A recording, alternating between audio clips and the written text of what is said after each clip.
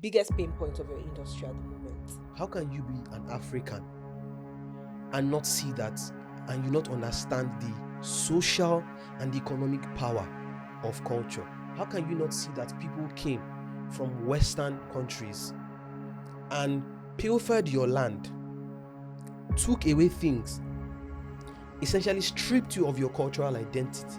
And by stripping you of your cultural identity, they stripped you of your political power, of your economic power.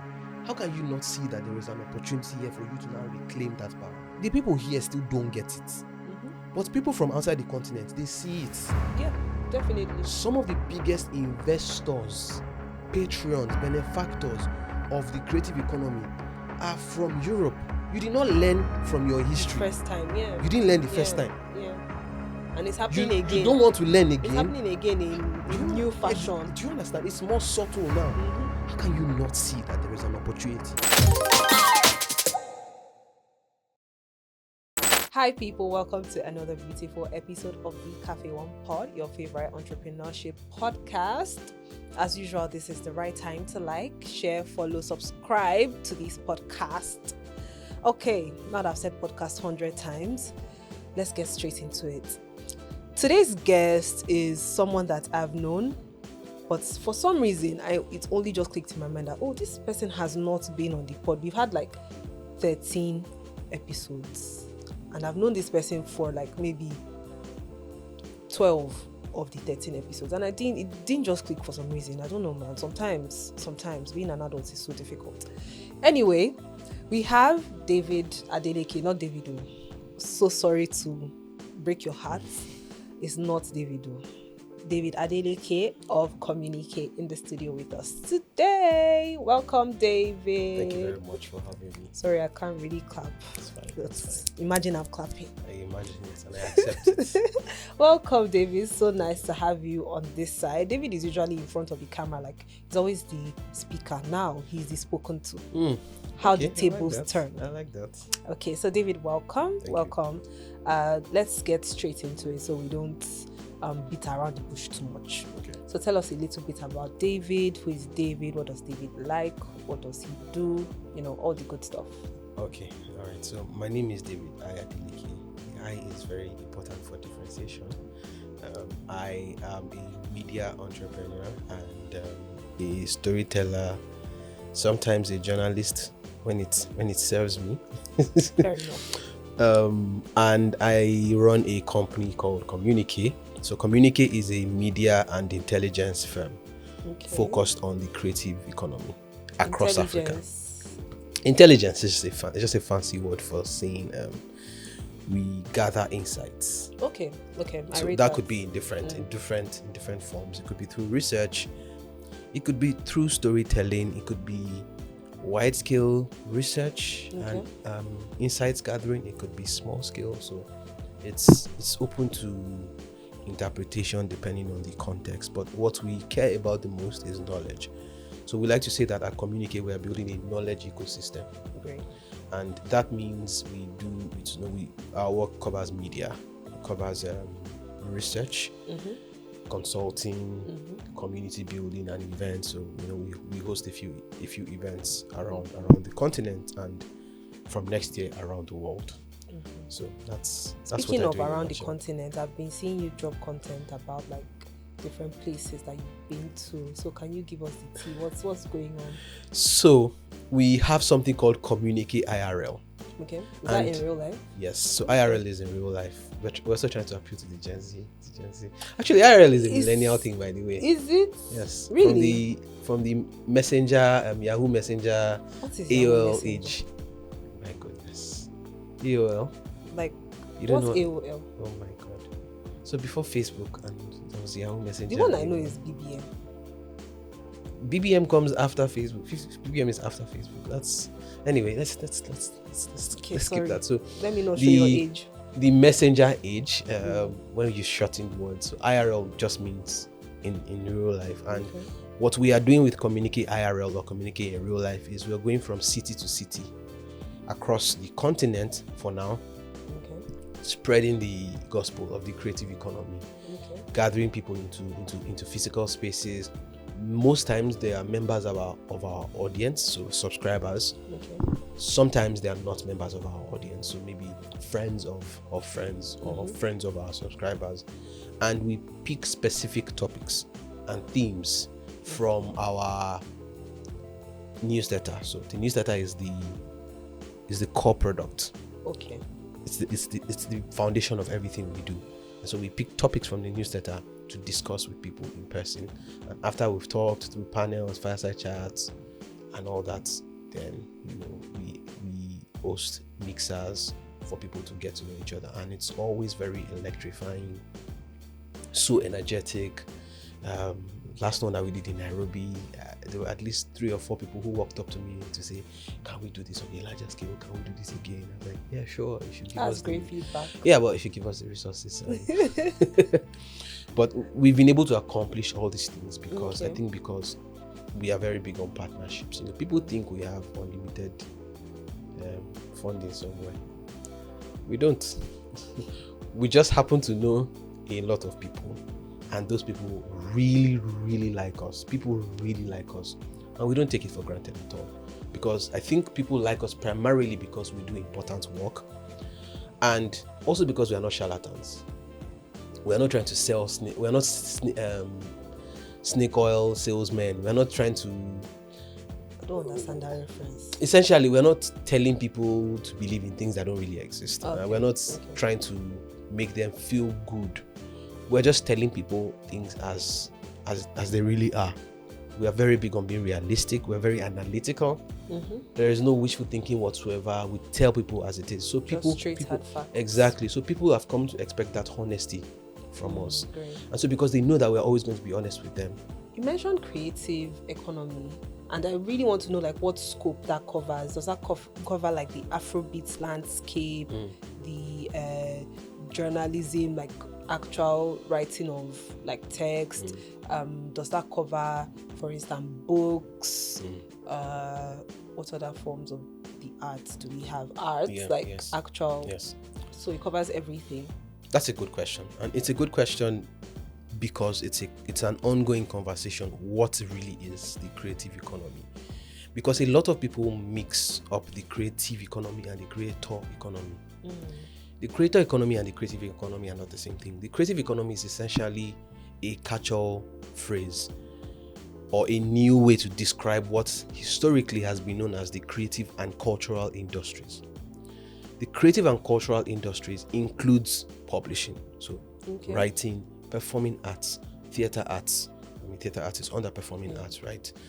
Writing, fashion design, graphics, sculpting, any form of creativity that can be monetized or that can lead to some sort of cultural identity is contained within the creative and cultural industry or the creative economy. So within the creative economy is the creator economy, and the creator economy refers to content creators, specifically content creators who are producing content on the internet. So that is what we mean by the creator economy.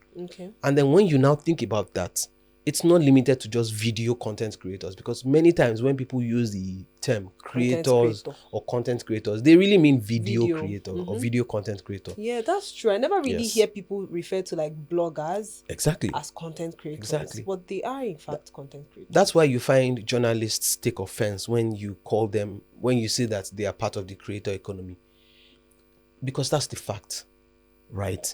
Now, your version of creating is different. It's a different industry, but you are still creating some form of content that people consume online, and that makes you a part of the creator economy. So that definition is very, very important, and the reason why it is important is that so we don't get the size of the industry mixed up, so we don't get the potential of the industry mixed up. Because for instance, the Afrobeats, when we think about the music ecosystem, for instance, Afrobeats is global. Nigerian gospel music is global, whether we like it or not. After Afrobeats, in terms of scale, Yes. and streaming I agree. numbers. I agree. After Afrobeats is gospel. Yeah. You have Nigerian. And it's been that way for years, actually. Yes, but streaming has made it a different thing now, where some of the biggest songs in terms of numbers, just pure numbers, are Nigerian Christian songs. That's why you have Chandler Moore, for instance, doing Omemma, because he sees that these guys are moving numbers. At the end of the day, you guys, everybody is a clout chaser, including your gospel music. Exactly, fans. because they chase clout. There are numbers to back it up. Yeah. This thing, and look at the evidence. It's self-evident. Look at the amount of impact that this song has had. I mean, it's not a particularly special song, right? Yeah, it's not. David, are you trying to say? I'm just let me land. But the mere fact that an American gospel musician who is really big is latching onto this trend or to this wave is in itself a validation of the strength or the intensity of the wave. So it says a lot about the direction that Nigerian music is going. So the point I'm trying to make is, even within Nigerian music, there are different categories. So just so that we don't get it mixed up, not every Nigerian artist is an Afrobeat artist, but Afrobeat is at the top of the of the ladder. After that is the gospel, and then maybe you have I don't know, maybe Fuji now, because on Spotify, by the way, Fuji does insane numbers. Really? Yes. Fuji.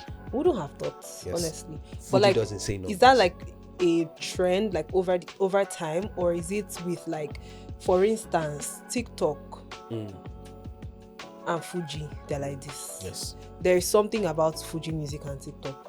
So you have the After Work in Kiloku, you have the Adeori King, you have the what's this other one? So there are lots of songs. So, like, do you think that it's part of it? Yeah, it's part of it, because now you have a younger generation hearing new sounds, in quotes. The sounds are not new, but they are just new to them. Generation, and so they're like, this is very, very interesting. So what if we merge? What if we combine the old and the new to get something fresh? So that's why you see people falling in love with Fuji all over again, because it's almost like a way of reconnecting with their culture, with their history. The same thing with High Life. You see Bright Chimeze now. Oh yeah, that's true. It's become a phenomenon again, right? Because people are trying to reconnect. So it just tells you that even within the music industry, there are different segments, and we can't put everything inside one basket and say, okay, yeah, Afrobeats is one part of a whole. I have another theory. Another theory is that there's nothing that's really new in this world. I feel like almost everything has already been done. You are right. So minus connecting with the roots, like some people don't just know what to sing again, and they just have to resurrect. You just resurrect what already exists and just chook one or two new things into it and just be like, yeah, guys, come and buy this repackaged thing that I'm selling to you. Very possible. That's one idea that I have. Let's go back to Communiqué. When you started and where you are now, is there a disparity between your vision, your execution? Obviously, like, there's growth, but deep into the matter, like as the builder, what is the disparity so far? How has the product evolved, and how will it still evolve? Two major changes that have occurred in the last 1 year. One is, we thought that Communiqué Academy, so it was essentially it was meant to be the training arm of our business, where we train talent. We thought it was going to be a bigger factor in our growth. So far, that hasn't been the case. Now, we're not saying it will not be at some point, but for now, Communiqué Academy hasn't featured as prominently in our strategy and our product roadmap as we thought. The second is, in October last year, we started to put our content behind the paywall. Not everything. So we adopted a freemium model, because I had published on my own for 4 years. And then last year was when I decided to go all in with Communiqué, right? I'd been running it as a side project for a long time. And so I wanted to go all in last year. And one of the things that I wanted to do was to see if, people can put their money where their mouth is. People say, hey, you're doing fantastic. Okay, no problem. I'm doing fantastic, Abi. Come and drop money and let's see if you still think I'm doing fantastic. So we wanted to test it. It worked badly in the sense that we got a significant number of paid subscribers. But we also saw that it was restricting our reach. So we were still reaching a lot of people because our free newsletters were going out to about 47,000 people every week. But at the same time, you just know that this thing can be more than this. And so we decided this month that we're going to take down the paywall and make all our newsletter essays free to read. Now, the question is, okay, you've removed subscription. What are you going to do? What people do not see from outside is that subscriptions made up barely 10% of our entire revenue mix. Okay. Do you understand? Most of our money comes from advisory and consulting and research.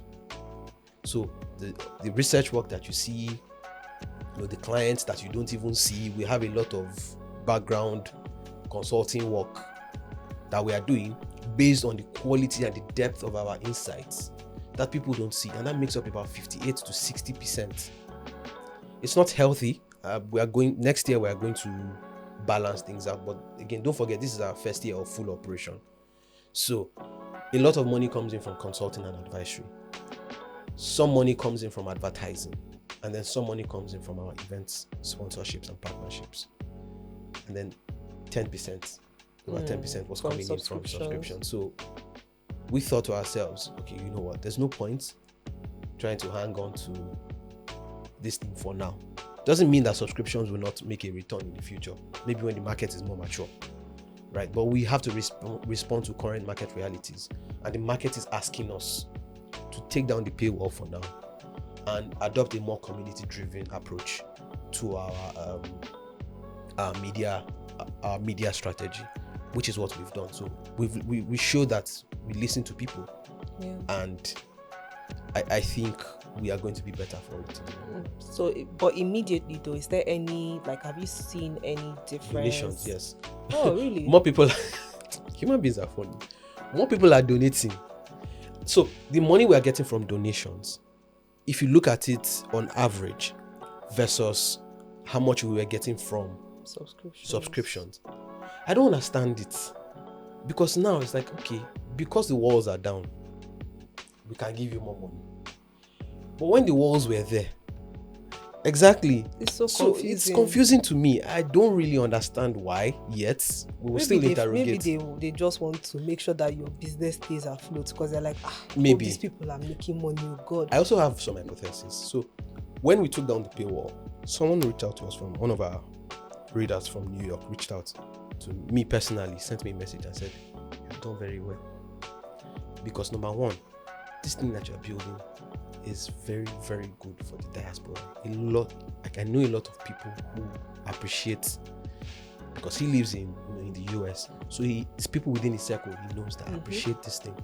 And so by taking down the paywall, you are essentially giving yourselves the opportunity to do something that is truly community driven. Another thing that we saw based on our audience, because we do a lot of audience engagement surveys, Debbie is always reaching out to, I'm sure some of our subscribers were sick and tired of getting emails from Debbie, but she was also always reaching out to people, say, okay, like, what do you think? How are we doing? Something that we saw a lot of was that people were saying, and this is just me being transparent, because of the level of maturity of the industry that we are covering, we can't yet make a business case for subscribing. So from a rational, pure, numerical angle, I can't make a case for giving you this money consistently every month or every year. But from an emotional and sentimental perspective, there is a very, very strong case for Communiqué. So what does that tell you? It tells you that the paywall comes across as a very hard decision for people to say. It's a black and white decision. You are either paying or you are not paying. Yeah. And a lot of the people who were already paying were people who, and our taking down the paywall was even further proof, because we told all our paid subscribers, we are taking down the paywall. If you want a refund, let us know. Not one of them, and not a single one of them said they wanted a refund. In fact, we had people sending us messages and saying, hey, instead of taking down the paywall, keep up the paywall and let us be paying subscriptions, but don't put any content behind it. Of course, that is a complex audience behavior conversation. It's going to impact audience behavior because you need to have a uniform message that you're telling people. But it just showed us that beyond the numbers and the hard data, there is an army of people who really like us. They really value what we are doing. And it doesn't really matter to us how much we're asking them to pay. In fact, money is not really the issue for them. It's these people are doing something that is really, really uplifting. I want to support them. And so that sentiment has then converted into the donations, that we are seeing. And then from next year, we'll introduce a membership model. We're still trying to work out the kinks of that, but we're going to introduce memberships from next year. So that's a higher layer of donation. So the people who want to keep donating can keep doing it, but the people who want to be part of our inner circle, that's what we're calling it, right? Okay. Can then pay to be part of that and receive some very, very exclusive benefits. Okay, great. So I'm hearing so much about community, and I love it so much because, sincerely, if you're building from scratch, especially, like if you're not building from a place where you, in fact, even when you're building from somewhere that is the bottom, if you have support, if you have that community, if you have, even if it's 5 people that are pushing you, it's a lot easier to achieve whatever it is that you've set out to achieve. So when you finally put out your product and you find people in the thousands that willingly listen, read, watch whatever it is that you're putting out, you have to keep listening to them. You have to keep carrying them along. You have to be transparent with them. You don't say, we're taking down the paywall, and somebody comes and says, can we do it like this instead? And you, because of the money, be like, oh yes, sure, let's try it. I feel like it's very important that as a founder, you are transparent and you have integrity, because that will save you so much. You're very right. Save you from so much. Right. So right now, what would you say are some of the, I don't want to call them challenges. No, you can call them that. There are challenges. Let's say what's the one thing that you struggled with based on an industry, not just Communiqué, but what do you think as an industry, the biggest pain point of your industry at the moment? 2. One is there is still a very, very annoying, I'll use that word, annoying, lack of fundamental understanding of the potential of this creative economy. You just have people who, how do you not see it? Do you understand? First of all, this thing has been around for hundreds of years. It is older than all of us. My ancestors, your ancestors, our forefathers, they did business with culture. They transacted with culture. Our children and our children's children are going to do it. So this industry is not going anywhere. It's not going anywhere. But people still don't see it. And it's, in a way, it annoys me, because how can you be an African and not see that, and you not understand the social and economic power of culture? How can you not see it? How can you not see that people came from Western countries and pilfered your land, took away things, essentially stripped you of your cultural identity? And by stripping you of your cultural identity, they stripped you of your political power, of your economic power. How can you not see that there is an opportunity here for you to now reclaim that power for yourself? Because what I am seeing is the people here still don't get it. But people from outside the continent, they see it. Yeah, definitely. Some of the biggest investors, patrons, benefactors of the creative economy are from Europe. So it is do you understand? So it's almost like you did not learn from your history. The first time, yeah. You didn't learn the first time. Yeah. And it's happening again. You don't want to learn again. It's happening again in new fashion. Do you understand? It's more subtle now. How can you not see that there is an opportunity for you to reclaim your power? So that for me is the biggest challenge that I have with this industry. The second stems from it, and that is the financial part of it. It's very difficult, especially if you're building media, right? I like to tell people that if I were building Communiqué in the US, and this is not bragging, I'm just stating facts, right? With the quality of work that we put out every week, very easily, I can say, hey, we do such good work. Do you agree? Yes. Okay. Let's charge $10 a month for everything that we do. Yeah. With $10 a month, okay, Substack will take 10% of that. So if you're giving us $10, Substack will take 10%, Stripe will take another, I think 10% or so. So about $8 will come in. So 8 times 1,000, that's $8,000 a month. 8,000 times 12. That's I think 70. No, it's more than 70. 96. Right, 96k. If you're generating $96,000 a year of subscriptions only, and that's even putting the bar very low. Didn't you say you had that is low? 47,000. I'm being very, very, very, very, very, very below conservative. 96k. You are okay. And that's, by the way, you're not doing any consulting work. Yeah, that's just one. That's the 10%. You had stated that. So you've removed 20%. So you've removed 20% of your actual money for Substack and Stripe. They've taken that, and you have 96,000. Come on. Do you understand where I'm coming from? So I get it. That's really, really hurts me. I've had conversations with some of my counterparts in the West, and I'm telling them we are doing this, we are doing that. In fact, one of them asked me one time, why are you doing so many things? I just had to reply him. I said, my brother, I'm doing many things because you and I don't have the same skin color. You understand? Fair. You are white and black.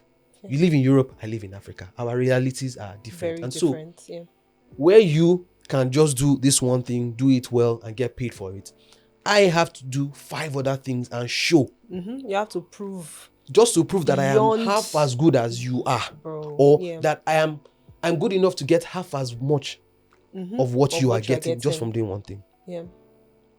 So, again, it annoys me. I'll be very, very honest.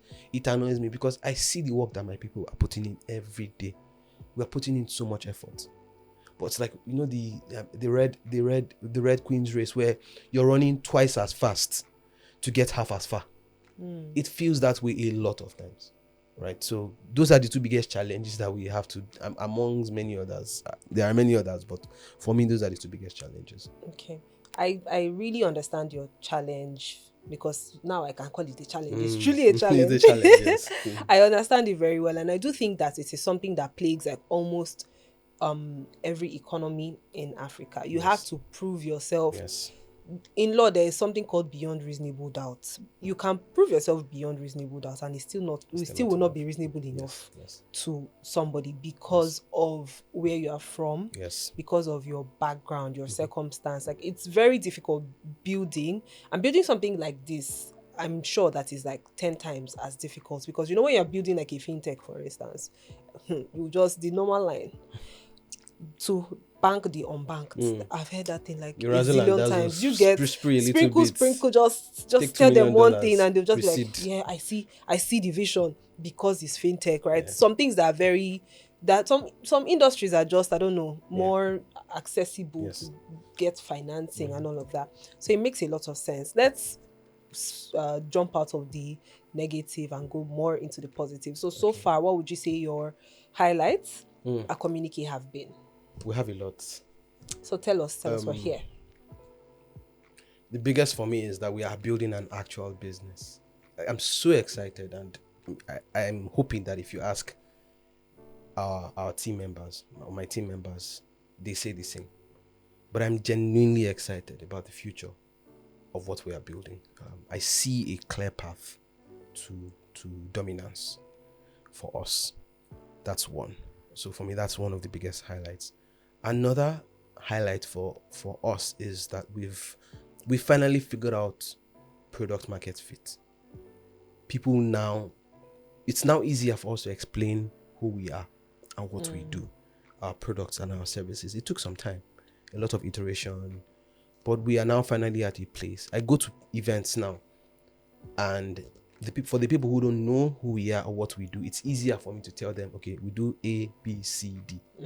It's very, very clear. So for me, that's another highlight. The next highlight is just the sheer magnitude of what we've been able to accomplish in the last 1 year. It's incredible. Sometimes I can't believe it. We've done in 1 year what we should have done in 5. For instance, we've had events in Lagos.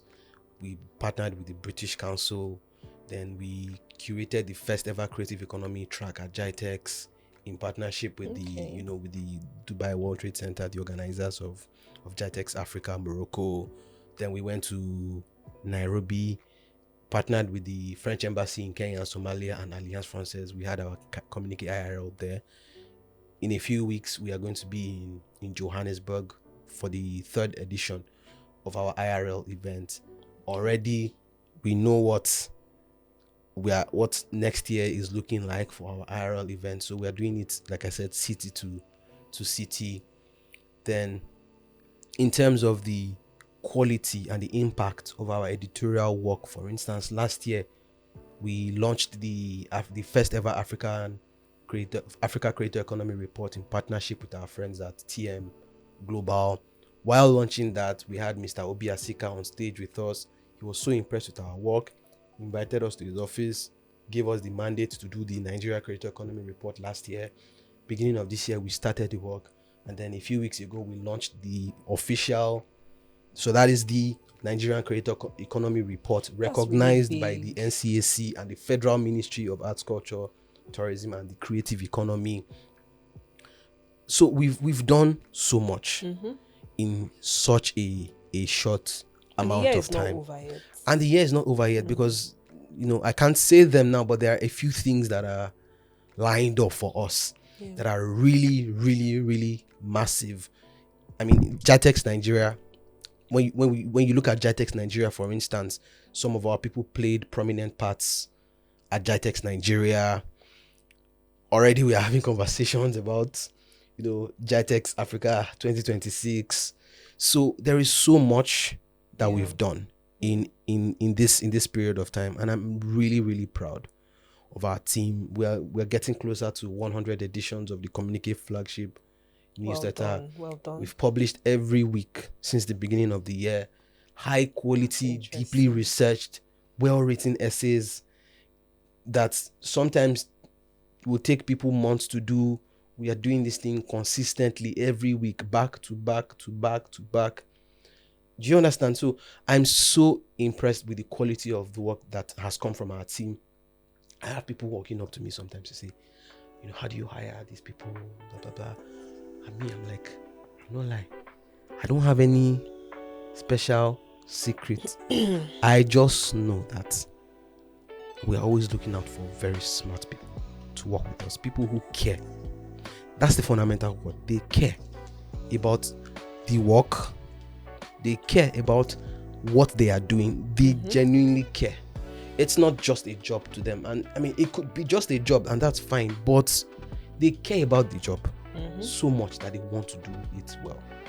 So these are some of the things that we've been able, I'm sure I can't even remember I think Some it's of really, them- really cute that Yeah. when I asked you about your wins, you mentioned your team. As It's like, important. I think am it's nothing very, without very- them. I am nothing Oh, without that's them. so cute. See, you guys should just cut this part and put No, in they your know. CV. They know. They That's- know. My boss said I'm nothing. I am nothing without them. They know this. I say it to them all the time. So great. Amazing. I am deeply grateful that I get to do this work with the people that I'm doing it with every This every is day. very, So, very nice. So cute. Yeah. Another thing But that I'm actually nice. really proud of that I didn't mention is, so the UK is currently rethinking its Africa strategy. They're looking for money. So, but they're rethinking. We were involved in the consultation sessions. Great. Really? Yes, in March earlier this year. So we were involved in the consultation Achievements. sessions for the Achievements on many fronts. our work is not just media. There's a policy component to our work as well that we're really, really proud of, because this Nigeria Corridor Economy Report, for instance, is going to serve as the bedrock of, this. We also did this in partnership with the TM. So Okay. we have that almost a brotherly, not almost, we have a brotherly or a sisterly or a familial bond with the TM Global team, and that has just really taken us to a new level. So Okay, before I ask you the last question, let's digest this quickly. Okay, so this person says, "Hi, my name is Esther. I'm a 400 level student of a federal university in Nigeria. I'm 24 and I'll say I'm an average student. I'm also from a humble background, so there's a lot of pressure to be successful. I'm not very sure of success. I've never really won anything or been the best student in class, so I'm really, really scared. I don't really know what my question is, but I guess I don't just know what I want to do with my life."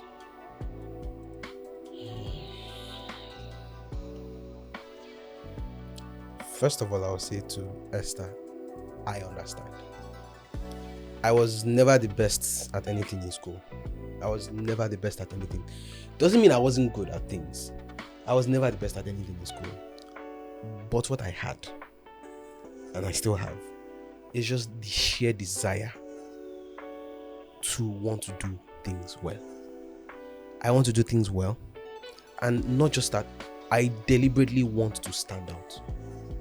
There are people who say, I just want to do my work. No. I want to do my work. I will do it well, but I also want to stand out. So, Esther, that's what I would say to you. You need to, if you don't already have that desire, and I get the feeling that you do, because why else would you be asking this question? What you lack in orientation or resources, familial resources, and what you lack in access, you can make up for in tenacity. Just the sheer willingness, just that willpower.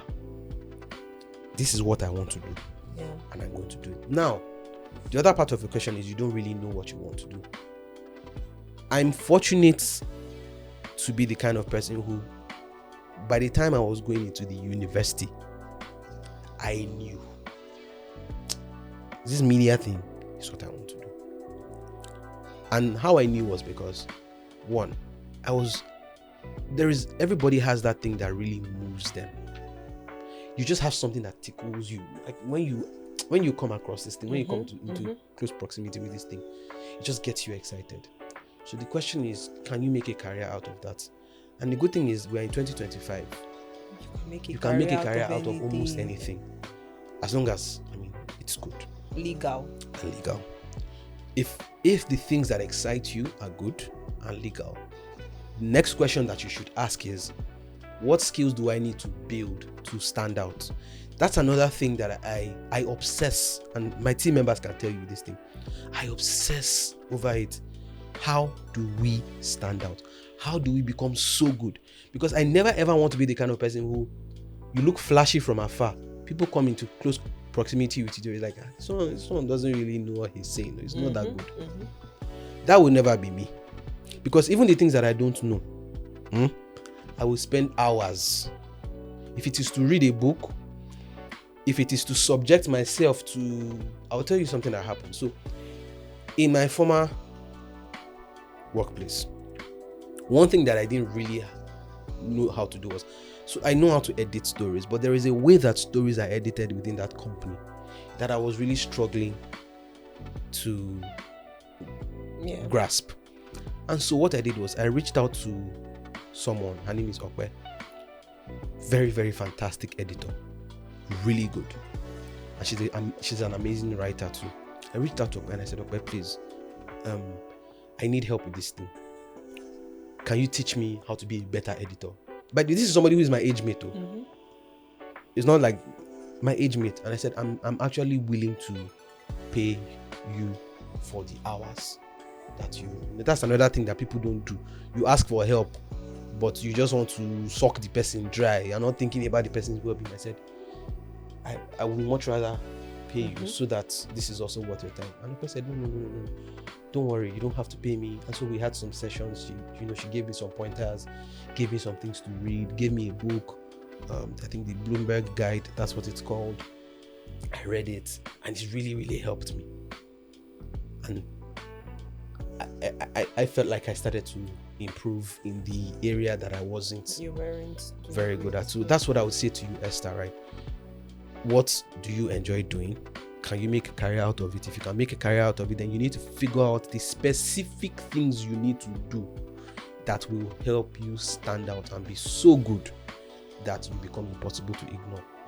Because these days it is very easy to find people who are flashy, who have personal branding. There are many of them, charlatans running all over the place, but the substance is either defective or it is lacking. You don't want to be that person, right? So be shiny, but make sure that you can back up your shine. I agree. I have no contributions because I think you pretty much covered it as much as I would have. I think that's fair. The only thing that I think I should add is that I don't know, I feel like these days there is so much pressure that is being put on your age. By 20 this you should be that. You understand? By 20 by 24 you should be 24. That's the only thing that you should be. 24. Yes. There is no roadmap in this life that pegs your life, your expectancy at any point. Yes. So it doesn't matter. I know that part of the reasons that this person mentioned their age is to like maybe highlight how much of a failure they are because they are 24, and maybe you go online and you see one 24-year-old founder that has built Web3. Not knowing their anomalies. By the way, just so you know, young people, anybody below the age of 30 who is doing exceptionally well is an anomaly, not the norm. That's not the norm. Life really, really starts when you are 35. Ask anybody in their 40s, they will tell you your life really, really begins when you're 35. Yes. So you use your 20s and your early 30s to build the foundation. So this idea that, and I hear it a lot with young people. And minus that, even like in recruitment these days, you see, candidates must be 25. Like, what does their age have to do with the execution? So of a lot of things job? Contribute to the. So there I is get anxiety, that though, but I have anxiety. a problem too with it. I understand. I think it's also a cultural thing because these days, like we have a few organizations where 30-year-olds are running the show, right? So if you are 35 and you're coming to apply to be my junior, they feel like it's going to be difficult to accept. Possible. Yeah, so I think that's part of the problem. I don't think it's a good enough reason to deny people of opportunity. It's not. It's discrimination. It's ageism, it doesn't make any sense. I think that's what ageism. Doesn't make it's not any good, sense. So let's go to the last question. This is a very podcast question, but big picture, where do you see yourself and Communiqué in, say, 10 years, 5 years? In 5 years, we will be we will be one of the most dominant media companies in Africa or out of Africa, because our vision is global. In 5 years, in 10 years, we should be worth, as a group of companies, because Communiqué is, so the roadmap includes a lot of different things, but we should be worth at least $500 million. Okay, 10 and that's why I tell my people that stick with me and I will make you rich. Nvidia. So that's no, that's my pitch to my employees, because I am not telling them to do this out of the goodness of their heart, even though I was like, I see an opportunity to make you people rich here, right? And if you stick with me, we do this thing that we are supposed to do very well by God's grace. Yeah. You know, I'm not saying that I am Alpha and Omega, but We'll make by it. God's grace, I'll take you out of the trenches. yeah, like we are going to make some very, very good money. Okay, maybe doing I'll this come thing. and join you people because I didn't say anything. because I'm hearing things that I like. Okay, so we've come to the end of today's episode. This has been very, very interesting, honestly. Like the conversation really took a shape that I couldn't have predicted, to be honest. And I think this is something that people would really enjoy, irrespective of like where they are. work right now or what they do right now, because this is the Nigerian conundrum. Honestly, it is the typical Nigerian story where you need grit. You do. You need grit to You survive. can't be lily-hearted in You- Nigeria. honestly, Unfortunately, you honestly, you need super duper. You may not. This is controversial, but you may not even have the best ideas. can't. But It's not controversial. If you stick around long Yes. enough, Don't die. if you see, Don't die. That's the honestly, number one principle. Don't Honestly, die. the person Stay na who alive. die lose. Oh. If you die, that's when That's there's it. problem. Yes. But provided you're alive and you keep going, your consistency Yes. will reward you Yes. better than your ideas. Yes. It's a little controversial because it's like, oh, what about the little? You start forming different questions in your head. Me, I've said what I said. You can open your own podcast and say your own. So thank you so much, Thank David. you for having me. This Thank has you. been great. How can people find you and communicate? Communiqué. Don't look for me. Look for Communiqué. So go to communiquehq.com. That's our company website. And for the newsletter, it's readcommunique.com. Readcommunique.com. The smartest people read Communiqué. You should too. Thank you so much, David. So, guys, of course, like, share, subscribe. This has been a fantastic episode. So please share it with your friends, share it with your boss. Wink, wink. Maybe one day your boss can come and talk so nicely about you too. Thank you so much, guys. See you in our next one. Bye.